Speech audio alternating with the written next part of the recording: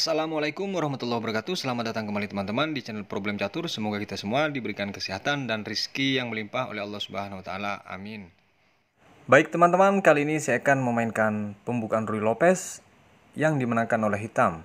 Yang mana 4 partai ini teman-teman dimainkan oleh Grandmaster yang berbeda dan dengan karakter yang berbeda di eranya masing-masing teman-teman. Yang pertama ini dimainkan oleh Josh Medley melawan Paul Morphy di casual game pada tahun 1858. Dimulai dari E4, E5, kuda F3, kuda C6 dan gajah ke B5, kuda G ke E7 dan C3, A6, gajah ke 4, B5 dijawab oleh Paul Morphy, gajah ke B3 dan D5, E kali D5, kuda kali D5 dan D4. Diterima tantangan itu dengan pion kali pion dan kuda kali pion. Sekaligus di sini ada ancaman, dan ketika Paul Morphy salah memainkan, tentu dia akan kehilangan satu perwira. Tapi di sini langsung diterima dengan kuda kali kuda, teman-teman. Menteri kali kuda dengan tetap mengancam pion yang di D5 ini. Gajah ke 6, langsung rokade dari putih. C5, menteri E5. C4 dan gajah C2. Dilanjutkan dengan gajah ke D6, menteri D4 dan rokade. Menteri G4 di sini. Ancamannya adalah checkmate. G6 oleh Paul Morphy dan menteri F3. Menteri H4 dan G3. Menteri H3. Di sini gajah ke 4, teman-teman. Jelas di sini hitam dengan diancamnya kuda ini kalah kekuatan. Dijawab oleh Paul Morphy dengan kuda C7. Dia membiarkan kalah kualitas benteng yang di A8. Dan jika teman-teman dari putih memukul benteng ini, ternyata akan kembali lagi. Akan datang benteng kali gajah, kuda di 2 langkah terbaik, gajah D5 dan kuda ke 4. Setelah gajah ke 7 teman-teman, benteng D1 dan menteri ke 6. Perhatikan, di sini harus kalah satu perwira jika mempertahankan, dan langkah terbaik di sini hanya dipukul gajah tersebut. Dipukul oleh hitam, dan di sini kualitas kembali, teman-teman. Baik, kembali ke posisi di saat kuda C7. Langkah partai gajah ke F4 dijawab oleh putih. Benteng A ke D8 untuk melindungi gajah gelapnya dan gajah kali gajah, benteng kali gajah. Menteri F4, benteng F ke D8 dan gajah ke G2. Setelah diancam menteri dari Paul Morphy, H5, gajah F3 dan menteri C5, kuda ke 3. Di sini teman-teman, kuda ke D5 sekaligus mengancam menteri. Menteri di sini ke E5, diancam oleh pion dan menteri ke E2. Di kesempatan ini teman-teman tidak disia-siakan oleh Paul Morphy. Untung satu pion langsung diambil dengan kuda memukul pion C3. Pion kali kuda, dan sekarang kuda dipukul oleh menteri. Satu pion unggul Paul Morphy. Menteri ke 3 dilanjutkan dengan gajah ke H3. Benteng F ke D1. Perhatikan langkah benteng ini berniat untuk memaksa peraduan, bukan? Karena benteng ini sudah sejalur. Artinya dari putih ingin menyederhanakan permainan. Tapi langkah kejut dari Paul Morphy, teman-teman, memukul pion yang di A2. Perhatikan, jika di sini benteng memukul menteri, akan datang cek. Langkah paksa ini wajib dipukul, dan setelah dipukul datang cek kembali, dan satu-satunya hanya dilindungi dengan menteri sekaligus checkmate. Kembali ke posisi di saat menteri ini memukul pion A2, teman-teman. Langkah partai dimainkan oleh putih adalah menteri ke E7. Dia berniat untuk menukar menterinya dengan benteng. Di sini dijawab dengan menteri B2 oleh Paul Morphy, dan betul-betul dipukul. Cek. Akhirnya dipukul oleh benteng, dipukul lagi oleh benteng. Cek. Secara kekuatan ini imbang, teman-teman. Raja G7 dan benteng ke E1. Artinya target dari putih ini betul-betul ingin mematkan raja dari hitam. Menteri kali pion di sini masih jauh dari nyawa mungkin pikiran dari Paul Morphy, dan di sini benteng E7 cek. Raja ke-6, benteng E3 dilanjutkan dengan menteri ke B2. 3 pion bebas sangat berat untuk dikawal, walaupun dengan 2 benteng teman-teman.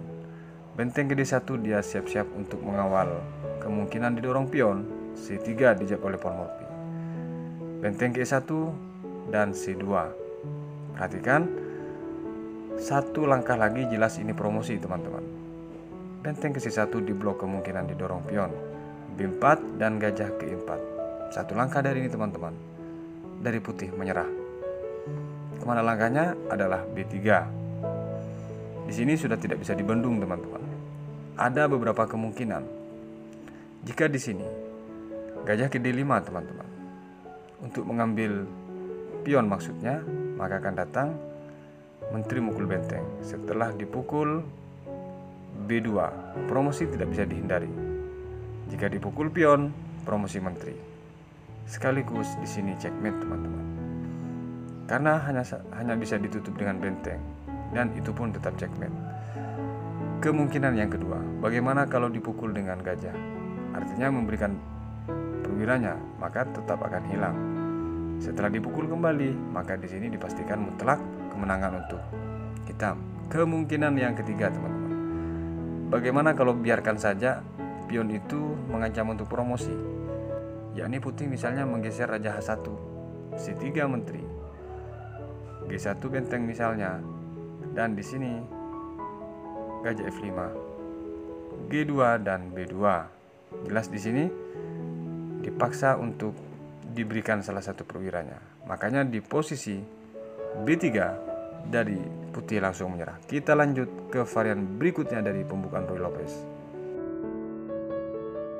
Dan pembukaan Ruy Lopez yang kedua nih teman-teman, dimainkan oleh Joseph Henry Blackburn melawan Amos Boone, salah satu Grandmaster Superpower di era itu teman-teman, di casual game pada tahun 1870.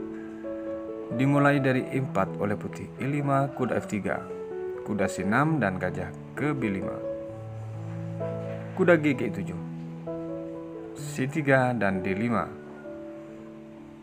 kuda kali E5, dan di sini pion kali E4. Formasi dari permainan ini dengan varian Kozio Dufen teman-teman. Menteri keempat dengan memaksa kuda ini diancam sekaligus akan unggul 1 pion. Menteri ke D5 dilanjutkan dengan F4 dan gajah ke D7. Kuda kali gajah di sini. Raja kali gajah dilanjutkan dengan gajah C4. Setelah menteri terancam, dijawab dengan menteri F5 oleh Amos Boone. Menteri B3 yakni tetap menusuk pion F7 teman-teman. Kuda G6 dijawab oleh Amos Boone. Jika di posisi ini teman-teman, dari putih memukul pion F7, akan datang kuda kali F4. Rokade misalnya sekaligus mengepin kuda, maka di sini cek ke E2. Perhatikan, langkah cek ini memaksa raja harus bergeser. Ke H1 raja langsung checkmate. Kembali ke posisi di saat kuda G6. Langkah partai dimainkan oleh putih. Menteri mukul pion B7. Ancaman benteng ini teman-teman yang di A8. Ternyata langkah dari Amos Boone, si jenius itu, memukul pion F4 tetap dengan kuda. Putih langsung rokade. Perhatikan, benteng yang di A8 tetap nganggur teman-teman. Menteri ke C5, dan di sini jelas hanya gajah yang jatuh, tapi dijawab dengan D4 oleh putih, dan di sini menteri memukul gajah teman-teman. Menteri mukul benteng karena tidak ada serangan yang berarti. Mungkin begitu menurut dari putih teman-teman. Gajah langsung ke C5. Langkah gila ini teman-teman memberikan 2 perwira sekaligus, yaitu gajah dengan pion dan benteng yang di hadapan dengan menteri. Perhatikan teman-teman. Tapi ternyata ini polemik tingkat tinggi yang susah untuk diselesaikan teman-teman. Polemik ini betul-betul memerlukan energi penuh untuk menganalisa teman-teman. Jika di posisi ini teman-teman, kemungkinan pertama dipukul oleh pion gajah tersebut, akan datang kuda E2 cek dan raja K1 misalnya. Maka di sini akan datang kuda G3 cek. Tentu di sini dipukul dengan pion. Maka di sini dipukul cek, dan setelah kemanapun raja lari, maka menteri hilang. Perhatikan, sama-sama 3 perwira, tapi putih kehilangan menteri. Kemungkinan yang kedua teman-teman, jika di sini menteri ke B7 menghindar dengan ancaman benteng, akan datang kuda lagi diberikan. Benteng ke D1 mengepin kuda tersebut, menteri ke E2 dengan ancaman adalah checkmate. Dan ketika ke F1 tentu di sini checkmate. Baik. Kemungkinan yang ketiga teman-teman. Bagaimana kalau di sini B3 dijawab oleh putih dengan langsung mengancam menteri. Di sini akan datang gajah cek teman-teman. Dipukul oleh pion, menteri cek. H1 raja, dan di sini benteng memukul menteri. Perhatikan, lagi-lagi ini mutlak.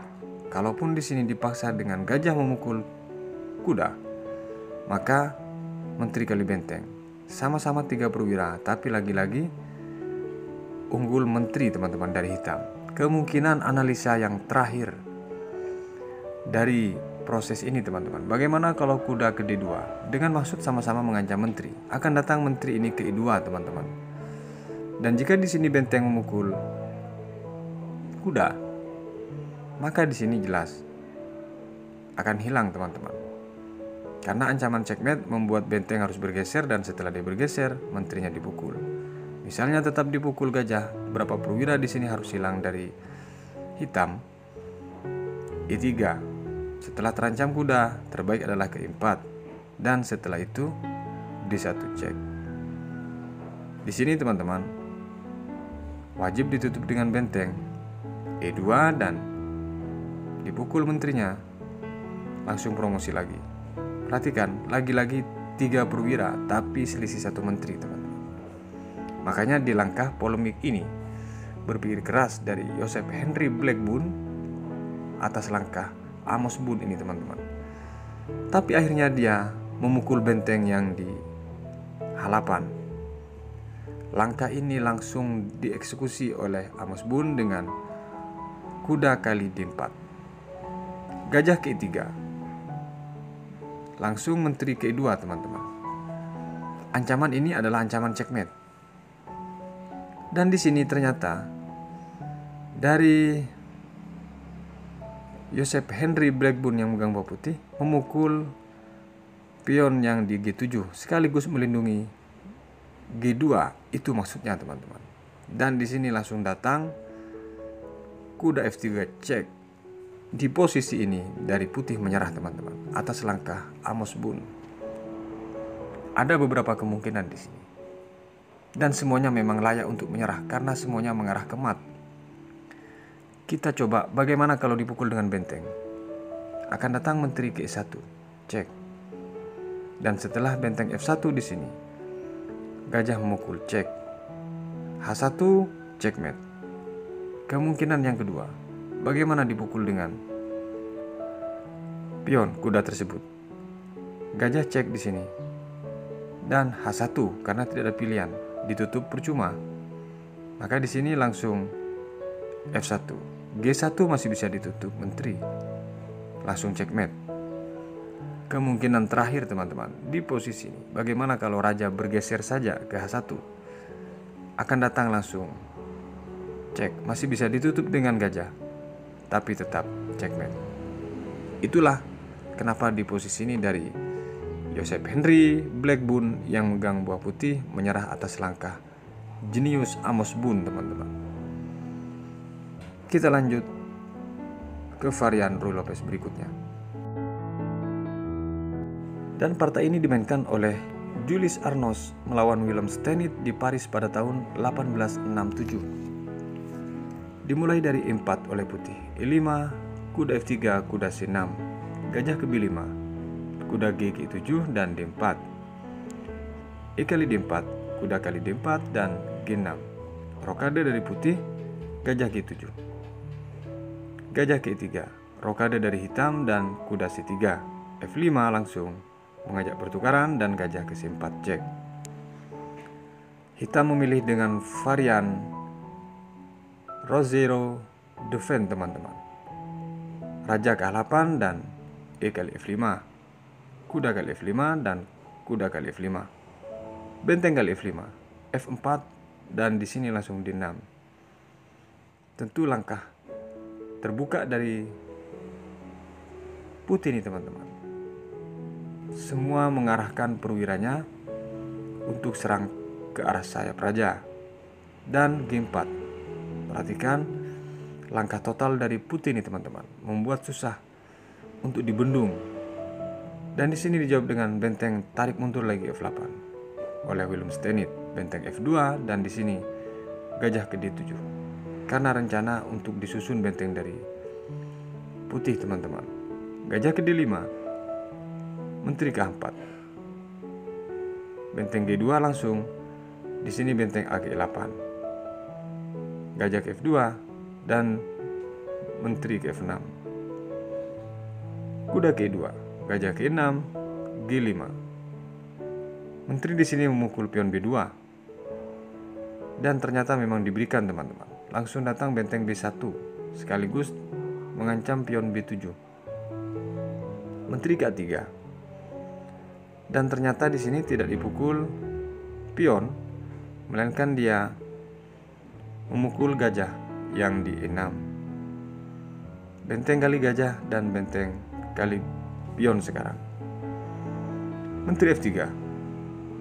Langkah yang penuh teka-teki Menteri F3 ini teman-teman. Mau kemana sebenarnya arah daripada menteri ini? Tapi ternyata di sini tidak sadar dari putih memukul pion dengan gajah yang di A7. Dan langkah blunder ini teman-teman langsung diambil oleh hitam dengan dipukul dengan kuda. Setelah dipukul ini teman-teman, mustahil kuda ini diambil. Kenapa? Karena ketika benteng mengambil kuda akan datang cek F2 ataupun raja bergeser, benteng hilang. Kembali ke posisi di saat kuda memukul gajah, satu perwira sudah unggul dari hitam teman-teman. Benteng ternyata memukul pion. Kuda B5. Benteng di sini memukul gajah dan raja memukul benteng. A1. Langkah terobosan cek ini teman-teman memaksa ke G8. Benteng F2 di sini. E3 dengan langsung dipinnya. Di sini teman-teman, jika kita perhatikan masih seru, tapi ternyata teman-teman dari putih atas langkah Menteri E3 ini menyerah. Ada beberapa kemungkinan di sini teman-teman. Jika di sini Menteri F1, kuda D4, memaksa pertukaran kuda kali kuda, Menteri kali kuda. Langkah Menteri tetap mengepin benteng. D3 di sini C5. Dilanjutkan dengan Menteri B3 misalnya D5. Dan di sini raja G2, E3. Tentu di sini desakan yang memang tidak bisa dibendung. B1 menteri misalnya, D4, F1 dan E4 menteri. Setelah E4 ini, jika di sini terbaik adalah ditutup, maka tambah hancur. G1 raja, maka di sini dipastikan mutlak menang. Kemungkinan yang kedua teman-teman, karena sudah selisih satu perwira atau satu benteng penuh, makanya dia menyerah. Kemungkinan yang kedua, bagaimana kalau di posisi ini langsung raja ke G2 teman-teman. E4 cek, G1 dan F8. Menteri B2, Menteri D5 dan A4.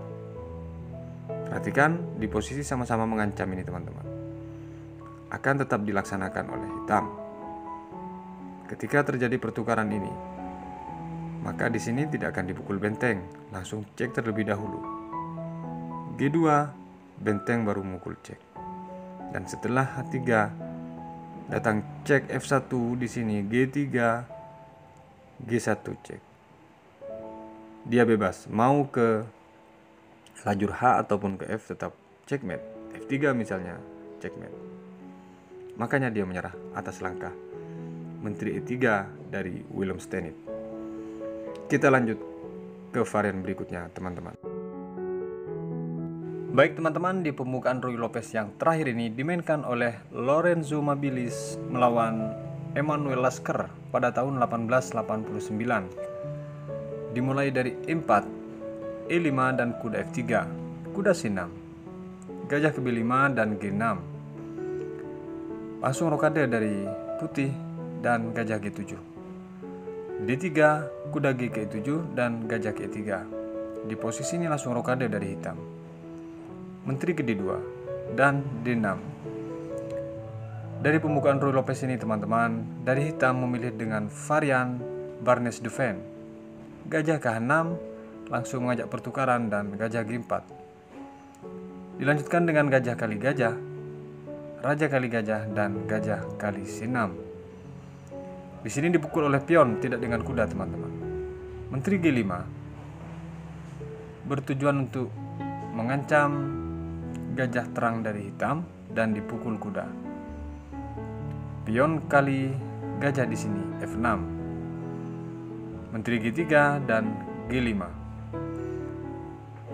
Formasi pion yang G5 ini teman-teman, ini untuk mengantisipasi kemungkinan dari putih mendorong F4, dan akan disusul pion berikutnya yaitu H6 untuk memperkuat posisi kemungkinan serangan dari putih memaksa mengadu pion teman-teman. Baik. Di posisi ini dilanjutkan dengan langkah kuda C3 oleh putih, kuda G6 dan kuda G2. F5 mengajak pertukaran terlebih dahulu karena dari putih ingin memaksa masuk F4 teman-teman. Raja K1 di sini dijawab dan C5. Membiarkan pion peraduan di F5 ini teman-teman. Benteng G1. Dan H6, langkah sederhana H6 ini cukup mengunci kemungkinan serangan dari putih teman-teman. Dan jika di sini F4 dijawab oleh putih, akan dipukul tentunya oleh pion. Kuda memukul, tentu di sini tidak mungkin dipukul dengan pion teman-teman, karena akan ada ancaman cek. Tentu dipukul oleh kuda, dan setelah dipukul oleh menteri di sini hanya terjadi pertukaran. Di sini akan dijawab B8. Dilanjutkan dengan B3 misalnya, maka di sini dibuka sekalian nantinya oleh hitam, dan setelah dipukul oleh menteri, maka di sini duluan inisiatif daripada putih. Hitam tentu lebih dominan serangannya jika posisi tadi dilakukan oleh hitam teman-teman. Kembali ke posisi di saat H6, langkah partai dimainkan oleh putih. Benteng A ke F1 dan menteri ke F6. Menteri H3, raja ke H6, ke H7 teman-teman. Benteng G3 di sini. Benteng F7 dan menteri ke H5. Perhatikan langkah pelik ini teman-teman. Raja terpin di sisi lain, kuda yang susah untuk pengembangannya karena dijaga oleh kuda dari putih. Di sini dijawab sederhana dengan benteng yang di A ke F8 untuk memperkuat posisi serangan yang di lajur F dan memancing serangan dari putih untuk mendorong pion yang di H2 teman-teman. Benteng Fg1 dijawab oleh putih, raja G7. H4. Ternyata pancingan dari hitam ini berhasil teman-teman. Setelah didorong H4, sekarang baru benteng dijawab ke H8 oleh hitam. Ini sudah masuk langkah terjebak dari putih teman-teman.